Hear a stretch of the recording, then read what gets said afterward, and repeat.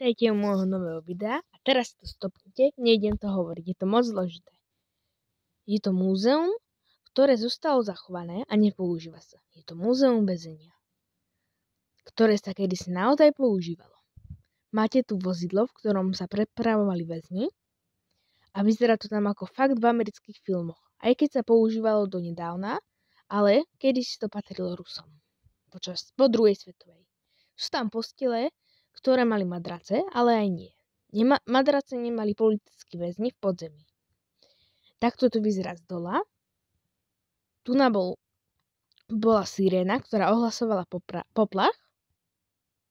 A tu máte izbu bachárov. A ak ešte nemáte like a odber, je to iba jeden klik. Mňa s tým nesmierne potešíte a podporíte moju tvorbu. Prosím vás, dajte to. Vám to neuškodí a mne to prospeje. Ďakujem. Toto je vlastne kúpeľňa, v ktorej mohli splachovať, len keď dovolil dozorca. A tu už je tá posteľ, tá drevená, na ktorej spal.